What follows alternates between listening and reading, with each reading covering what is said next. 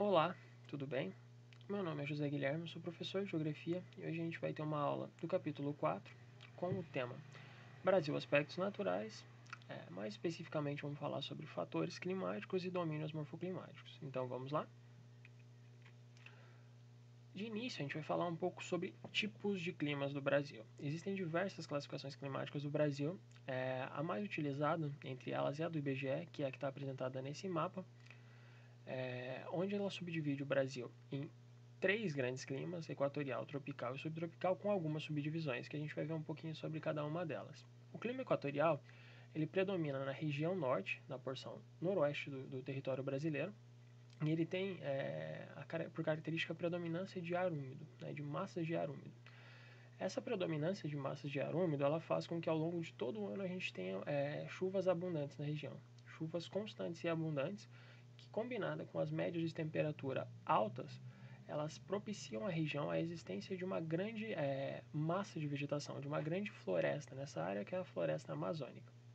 O segundo grande clima que a gente tem é o clima tropical de zona equatorial, que predomina na região interior do Nordeste brasileiro e tem por característica a existência de uma estação seca prolongada, onde durante 3 a 4 meses não existe chuva, e ao longo de todo o ano as temperaturas são bastante elevadas e a vegetação predominante nessa região é a vegetação de caatinga.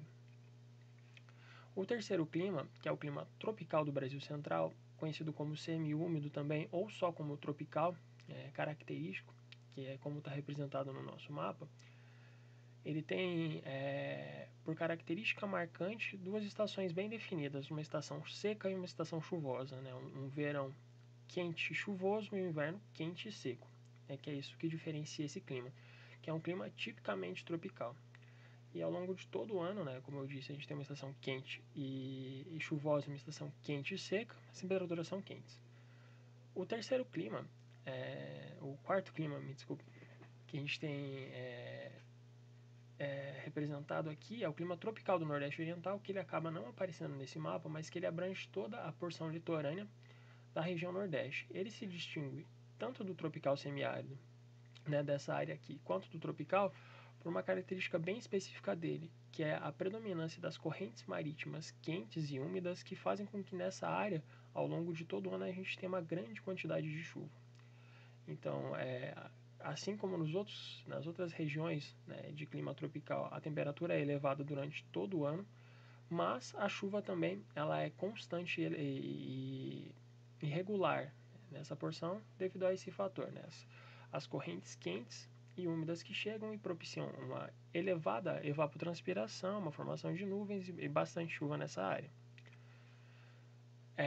Já na porção sul do Brasil, a gente tem a existência de um clima temperado, ou subtropical, como também é conhecido, que ele predomina em toda essa porção a sul do Trópico de Capricórnio, a região sul do Brasil, os estados do Paraná, Santa Catarina e Rio Grande do Sul. Esse clima ele tem por característica mais marcante a existência de 4 estações bem definidas, ou seja, a gente tem a primavera, verão, outono e inverno, cada um com características específicas e próprias, e características muito definidas assim em cada uma dessas estações. E isso também propicia que ao longo do ano a gente tenha uma grande amplitude térmica, ou seja, no inverno, durante o inverno, a gente tem temperaturas negativas em diversas porções, com geadas constantes, geadas recorrentes, até a existência de neve em alguns pontos da Serra Catarinense e Gaúcha.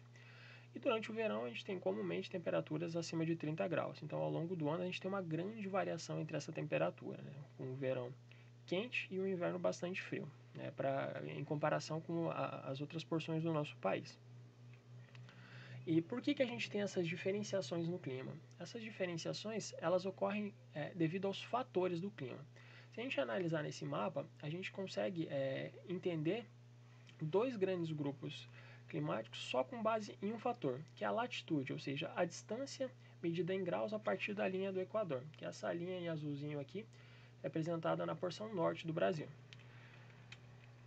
Quais são esses climas? A gente tem uma porção de latitudes mais baixas, ou seja, mais próximos do Equador, onde predominam climas mais quentes, e uma porção subtropical, abaixo do Trópico de Capricórnio, onde predominam climas que a gente já tem um inverno um pouco mais frio, mais rigoroso. E toda essa divisão ela se dá basicamente por conta do fator latitude, né? Claro que existem os outros fatores que contribuem, mas que a latitude é o principal fator nessa subdivisão desses tipos climáticos no nosso país. Um segundo fator que a gente tem é a altitude. Como que a altitude ela interfere no clima de um lugar? Quanto mais alto for uma região, uma cidade, um lugar, ela tende a ser mais fria. Tanto que nesse nosso mapa, a gente acabou não falando anteriormente, para falar agora, a gente tem um clima específico, que é o clima tropical de altitude. Por que ele se diferencia do resto da zona tropical? Que ele abrange toda essa área aqui, ó. A porção do estado de Minas, de São Paulo, do Paraná e uma porçãozinha do Mato Grosso. Essa região, se a gente comparar com esse outro mapa aqui, ela é uma região de serras, né, onde a gente tem a Serra da Mantiqueira, a Serra do Mar, um pedacinho da Serra do Espinhaço aqui em Minas. Então ela é uma região mais alta que o entorno, que todo esse resto desse clima tropical. Por conta disso, ela tem invernos um pouco mais rigorosos, né? Invernos mais frios, com alguns pontos com geadas também, né? Então ela se destaca e ela se diferencia do resto desse clima tropical. Então por isso ela é chamada de tropical de altitude, né? O fator altitude é o fator mais relevante na diferenciação desse tipo climático.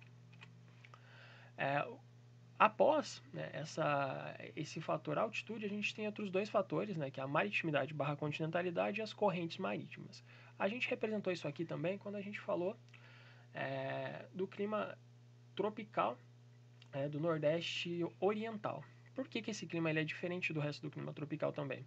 Porque a gente tem a ação mais forte da maritimidade, bem como das correntes marítimas. A gente tem uma influência muito forte das correntes marítimas naquela porção, o que propicia esse clima ser diferente do resto do clima tropical, né? Então esses fatores eles são os mais fortes para diferenciar esse clima do resto do clima do nosso país. E por fim, o último fator muito importante no clima são as massas de ar. No nosso país, a gente tem diversas massas de ar que interferem no nosso clima e que fazem com que o nosso clima seja do jeito que ele é. Então, a gente tem 3 grandes tipos de massa de ar, principalmente no Brasil. A gente tem, primeiro, uma única massa de ar fria e seca, que ela age principalmente na região sul do Brasil, que é essa setinha que eu estou mostrando aqui com o meu cursor, né, que ela, em épocas onde ela está mais forte, ela consegue chegar até a porção norte do Brasil, né, e ao sul da porção nordeste, então, mas ela é comumente mais sentida na porção sul do Brasil mesmo. A gente tem também uma porção quente e seca, né, que é a massa tropical continental, né, uma massa que... Mas ela tem uma atuação muito restrita, né, ela se origina aqui na porção norte da Argentina e do Chile, mas ela geralmente ela só consegue chegar numa porção do Rio Grande do Sul, né, de Santa Catarina no máximo. E a gente tem as massas mais atuantes no nosso país, que são massas quentes e úmidas, que é a tropical atlântica, a equatorial continental e a equatorial atlântica, que elas são as que mais influenciam espacialmente no nosso país, né? Tanto na circulação atmosférica da Amazônia, da região nordeste do Brasil, né, do centro-oeste, de toda essa porção, os climas as massas de ar que mais influenciam são essas, né, que são as quentes e úmidas. Bom, agora a gente vai falar um pouquinho sobre os domínios morfoclimáticos. Os domínios morfoclimáticos são porções de área que foram classificadas, segundo o professor Aziz Absaber, por característica de vegetação, de clima e de relevo semelhantes. Então, ele se diferencia dos biomas, né, que bioma é basicamente a gente pegar tudo que tem vida, né, fauna e flora de um ambiente, fazer uma classificação. Os domínios morfoclimáticos eles são um pouquinho diferentes, né, porque a gente vai pegar o clima também, a gente vai pegar essa vegetação, que é o que os biomas abrangem, mas a gente também vai pegar um pouquinho de relevo, né? Então, é uma classificação que engloba aspectos mais geográficos, né? E a gente, no nosso país, a gente tem 6 grandes domínios morfoclimáticos e uma faixa de transição. Quais são esses domínios? A gente tem por primeiro o domínio amazônico, né, que é o maior domínio do nosso país, que fica na região norte, onde a gente tem uma floresta tropical úmida, né, a floresta amazônica, que ela existe por causa de uma grande quantidade de luz solar devido à baixa latitude, né, a proximidade da linha do Equador, e uma grande quantidade de chuvas ao longo de todo o ano. E em todas as regiões do globo onde a gente tiver características semelhantes, ou seja, muita chuva e muita luz solar, a tendência é que a gente tenha grandes florestas, né? O segundo domínio morfoclimático é o domínio das caatingas, que ele predomina na região nordeste do Brasil, onde a gente tem uma vegetação escassa, né, uma vegetação bastante retorcida, com predomínio de cactáceas, bromélias, e a presença, né, nessa região é mais notável de rios intermitentes, ou seja, rios que só aparecem durante os períodos chuvosos. Um terceiro domínio morfoclimático que a gente tem aqui é o domínio do cerrado, que ele tem por característica de relevo diversas chapadas e chapadões, que são áreas grandes e planas, áreas altas, que se destacam a áreas planas também. Ele tem uma vegetação esparsa, uma vegetação que, por muitos autores, ela é conhecida como a savana brasileira, né, ou algo como isso. Ele tem um verão quente e úmido e um inverno quente e seco, né, que é o que a gente já falou um pouquinho antes, quando a gente falou do clima tropical. Ela é uma região típica de clima tropical. A gente tem também o domínio dos mares de morros, que ele predomina em toda essa faixa costeira do Brasil, que a gente consegue ver aqui seguindo o meu cursor, que vai desde o sul até o nordeste, que fica próxima ao mar, né, ao oceano, onde a gente tem diversas serras, a Serra do Mar, a Serra da Mantiqueira, que culminam em um relevo acidentado, onde em quase toda essa porção a gente tem temperaturas altas, exceto em parte do sul, e bastante chuva durante o ano.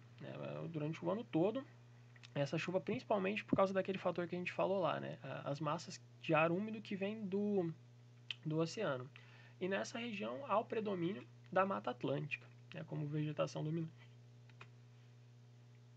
A gente tem também o domínio das araucárias, que ele predomina nessa porção do Paraná, de Santa Catarina e do Rio Grande do Sul, que ele se destaca por serem áreas elevadas, né, nesses planaltos do sul do Brasil, onde a gente tem uma floresta ombrófila mista, que é essa mata de araucárias, que são árvores de grande porte que se destacam nessa paisagem dessa região sul do Brasil, onde a gente tem por característica climática mais marcante a existência das geadas recorrentes nos invernos. E por fim, né, o último domínio é o domínio das pradarias, que ele se localiza nessa porção do Rio Grande do Sul. Ele é uma área onde a gente tem uma extensa vegetação de campos, né? Ele é também chamado de campos de altitude, né? Então, a gente tem invernos frios, né, com bastante geada também, vegetação baixa com predominância de gramíneas, e os verões também não são tão quentes, né? São quentes, mas não são comparados das outras áreas do nosso país. Além desses 6 grandes domínios morfoclimáticos, a gente tem algumas faixas de transição. Por que essas faixas de transição elas foram criadas? Porque elas não têm características próprias. Claro, elas têm características próprias, mas elas têm características de mais do que um domínio. Por exemplo, a gente tem a Mata dos Cocais, que é uma área de transição entre a Caatinga e o domínio amazônico, e tem o Pantanal, que é uma outra área de transição, né, que ela fica entre o Cerrado, porção dos mares de morro, né? E ela tem características muito próprias, que não tem características de alguns outros domínios, mas que não a diferencia como um domínio em si. Então ela foi classificada como uma faixa de transição. Bom, a aula de hoje foi isso. Então eu vou deixar para vocês alguns exercícios que estão disponíveis na página 21 do material didático de vocês, que são referentes ao conteúdo que foi abordado na aula de hoje. Exercícios 9, 10, 11 e 12, né, que falam tanto sobre os fatores climáticos quanto sobre os domínios morfoclimáticos. E além disso, eu vou deixar para vocês também essa atividade, que é uma relação entre os domínios morfoclimáticos e as suas características de clima, de vegetação e de localização geográfica. Agradeço a atenção de vocês. Até a próxima.